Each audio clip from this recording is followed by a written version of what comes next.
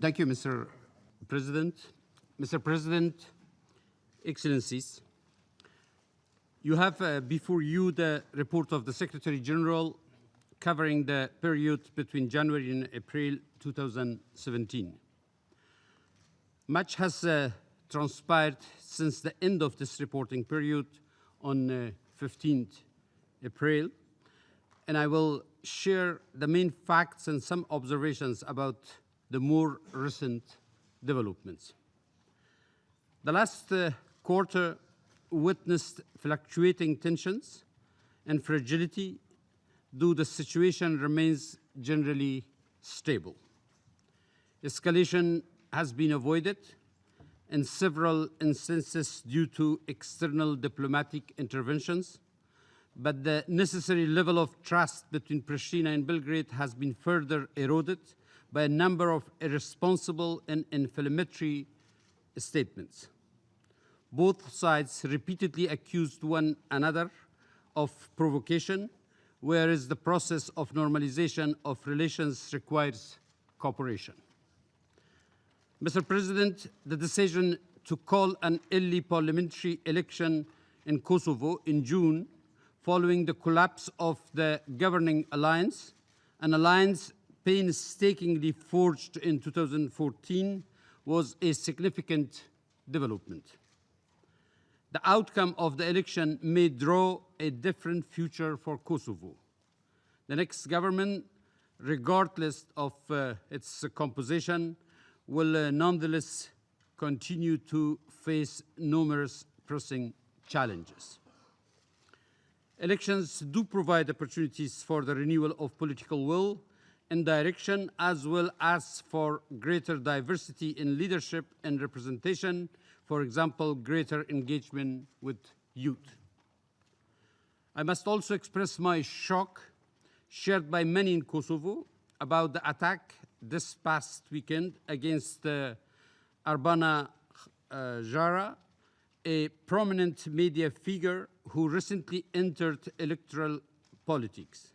Regardless the motives of the perpetrators, I cannot stress enough the importance of a swift and full investigation, this terrible incident having taken place at the outset of the political campaign. Mr. President, it's my responsibility before this Council to inform you about progress made and the challenges that remain, identifying dangers and dissecting the complexities of the current situation.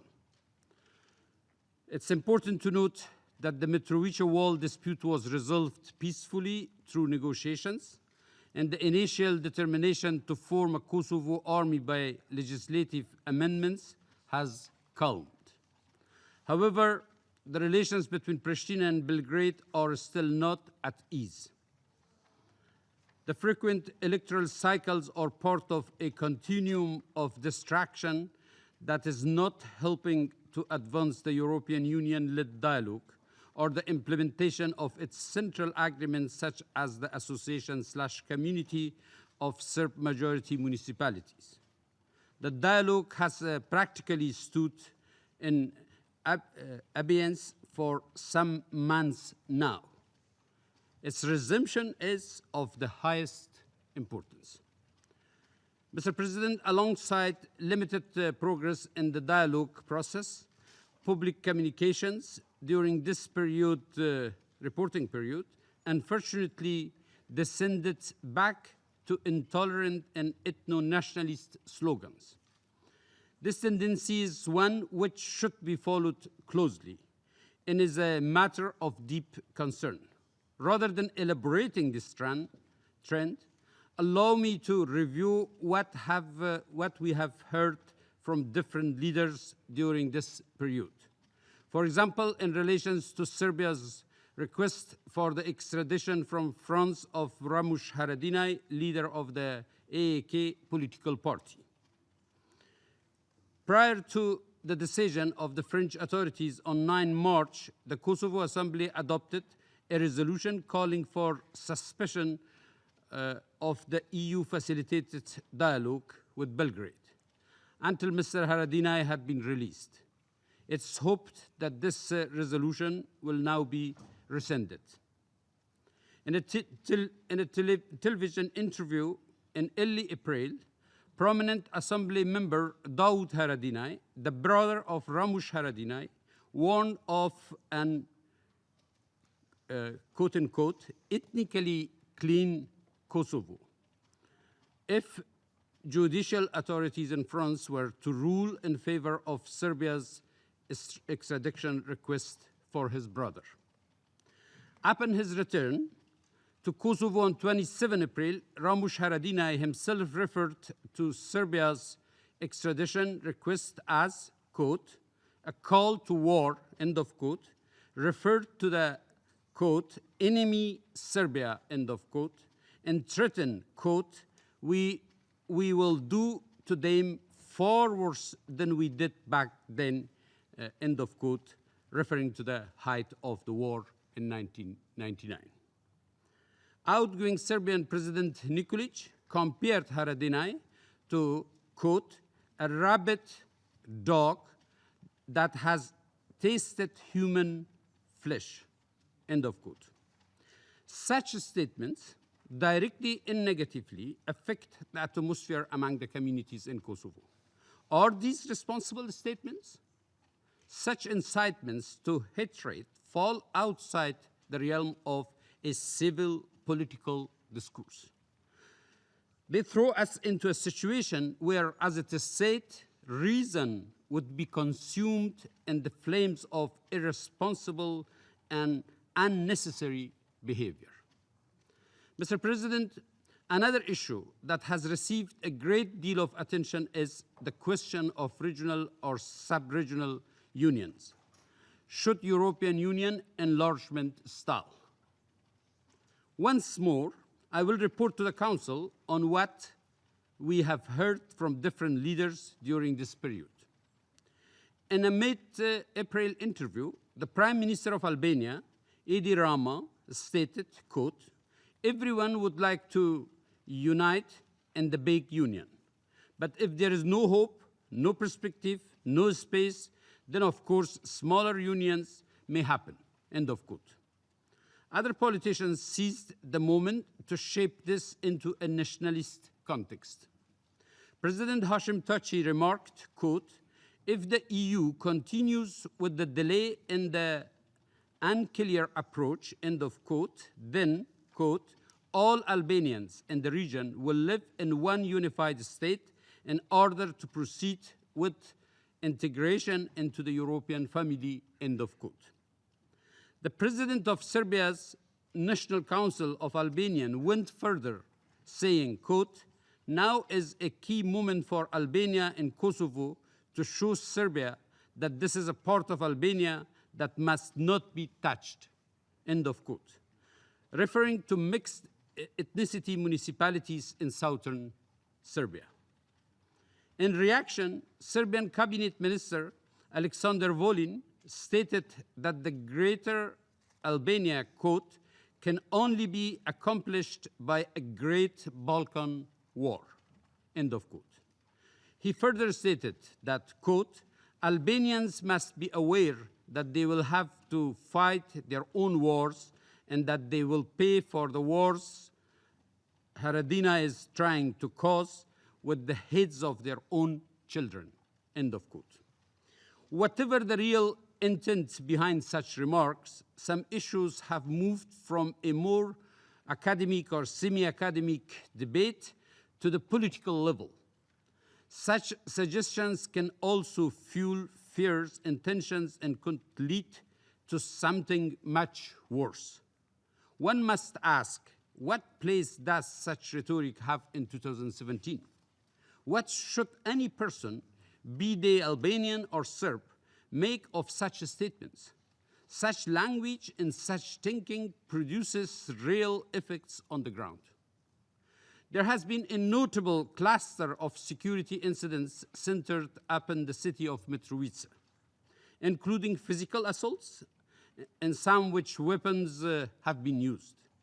Under the European Union's important agreements, a long anticipated and positive development is the expected opening of the city's main bridge to vehicular traffic.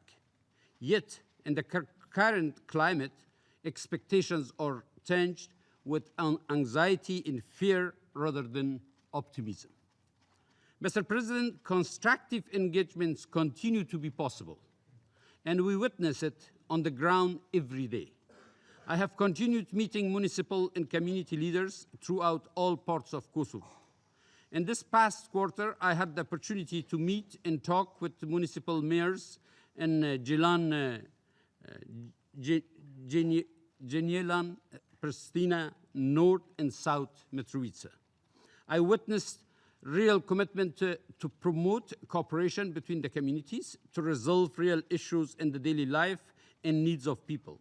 I've been exposed not to political rhetoric, but rather to serious work aimed at building a tolerant and inclusive society.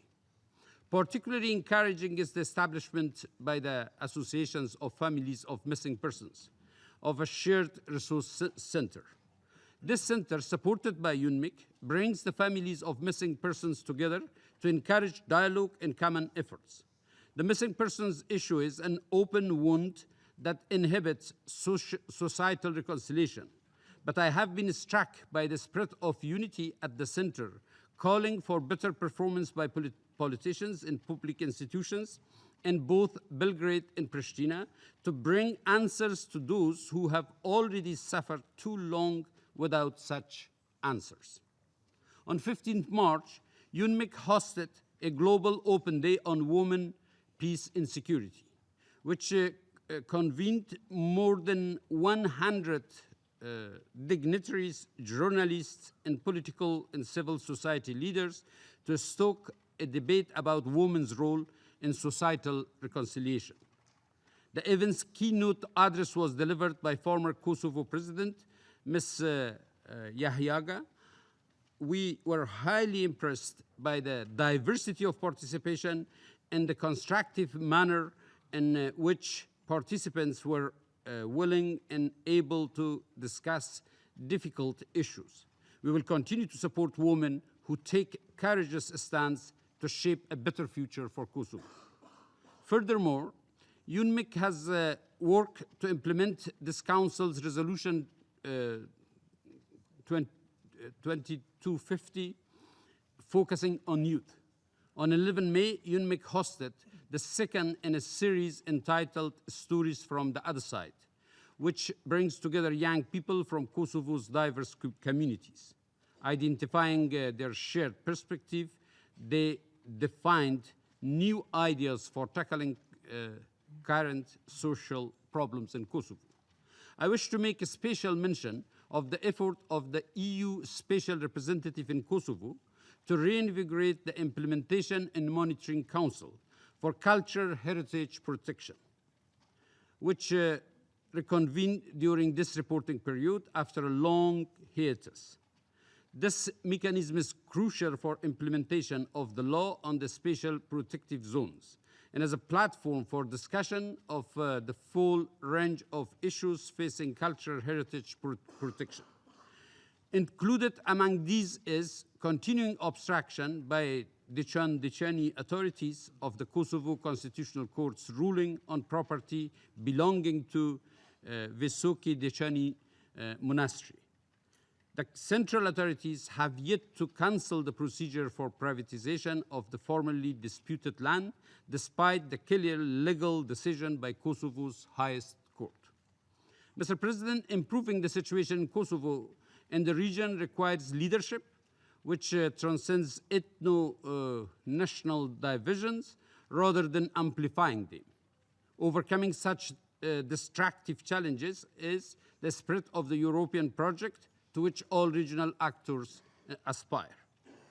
I hope the members of this Council can continue to use their considerable influence to encourage democratic institutions to serve the real needs of the people and to encourage leaders in Belgrade and Pristina to proceed with foresighted dialogue in their own and their people's true common interest. Our mission continues to work to support these trends with all our means and in full partnership and cooperation with local and international partners. The Council's authority remains absolutely indispensable for ensuring accountability and recognizing those who understand the welfare of people to be the true indicators of their political success. I take this opportunity once again to thank all members of the Council for your ongoing support for our mission. Thank you very much.